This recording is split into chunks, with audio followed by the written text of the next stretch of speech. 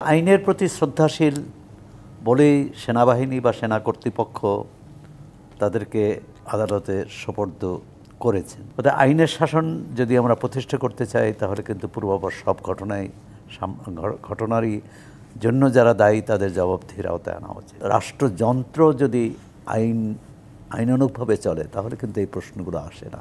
অভিযুক্ত সেনা কর্মকর্তাদের নিয়ে গত কয়েকদিন থেকেই গুঞ্জন ছিল যে শেষ পর্যন্ত তাদের আদালতে আনা হবে কিনা, এবং সব গুঞ্জন মিথ্যা করে দিয়ে তাদেরকে আদালতে হাজির করা হয় আজ, এবং বলা হচ্ছে সেনাবাহিনী এই বিষয়ে সবচেয়ে বেশি সহযোগিতা করেছে এবং সেই জন্য সেনাবাহিনীর এই সহযোগিতার প্রতি কৃতজ্ঞতা জানিয়েছেন চিফ প্রসিকিউটর তাজুল ইসলাম।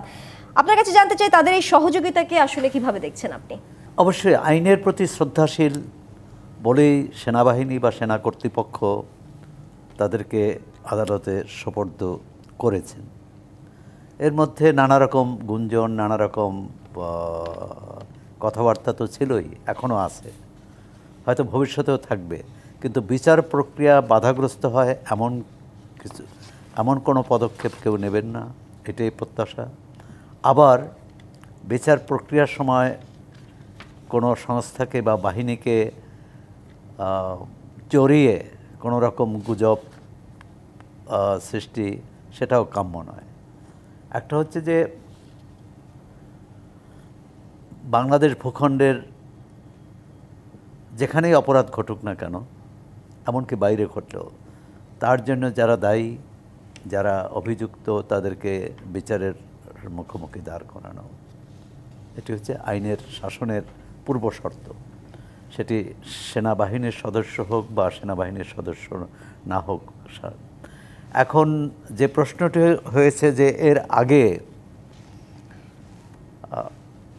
মানবতা বিরোধী অপরাধ বলে গুম, খুন, এর আগেও তো সেনাবাহিনীর ইন সার্ভিসে যারা ছিলেন এরকম অনেকের বিরুদ্ধে অভিযোগ আছে। তাদের ক্ষেত্রে কি হবে?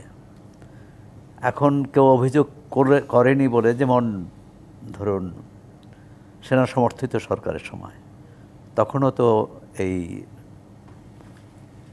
গোয়েন্দা সংস্থাগুলোর যারা পদাধিকারী ছিলেন তারা কি করেছেন এটা পরবর্তীকালে কিন্তু প্রকাশ হয়েছে এবং নানা রকম মানে অনেকের বিষয়ে অনেক কিছু তথ্য জানা গেছে।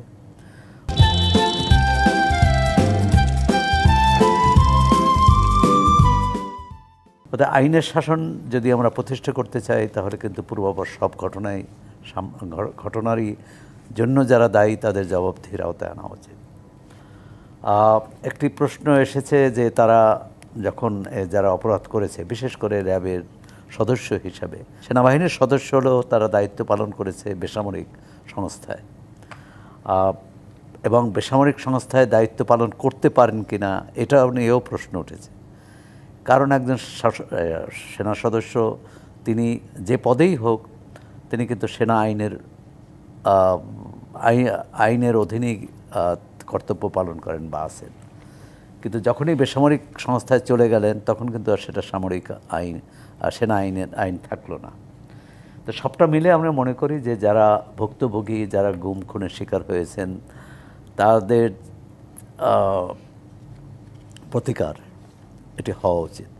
একটা হচ্ছে যে যারা অপরাধ করেছে তাদের জন্য ভবিষ্যতে এরকম ঘটনা না ঘটে, এবং রাষ্ট্রের যারা পরিচালক, সেটা রাজনৈতিক হোক অরাজনৈতিক হোক, তারা এই ঘটনা থেকে তাদের শিক্ষা নেবেন। আশা করি যে ভবিষ্যতে এইরকম অন্যায্য কাজ কেউ করবেন না। কারণ এখানে তো সেনা কর্মকর্তা তাদের একটা তো আছে, তারা আদিষ্ট হয়ে করেছেন বা তারা নির্দেশিত ছিলেন। এখন নির্দেশিত এখানে একটা বিষয় আছে যে অন্যায় নির্দেশ মানে মানতে বাধ্য কিনা।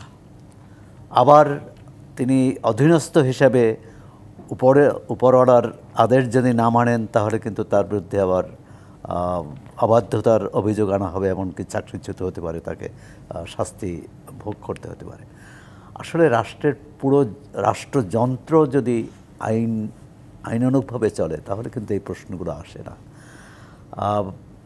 নাগরিক হিসাবে সবারই নাগরিক অধিকার, যেটা সেই অধিকার প্রত্যেকের আছে, এবং এই বিচার প্রক্রিয়া যাতে কোনো রকম অন্যায্য কোনো রকম প্রশ্ন না ওঠে, কোনো রকম ব্যত্যয় না ঘটে, যে স্বাভাবিক বিচার প্রক্রিয়ার মধ্যে কোনো রকম গলদ না থাকে। এখন সেখানে তদন্ত কর্মকর্তা বিচারের সঙ্গে সংশ্লিষ্ট, তাদের যথেষ্ট, আমি মনে করি যে তাদের যে প্রয়োজনীয় ডিফেন্স, মানে অর্থাৎ তার পক্ষে আত্মপক্ষ সমর্থনের সুযোগ, এগুলোও থাকা উচিত। কারণ তারা তো আদালতে আত্মসমর্পণ করেছেন।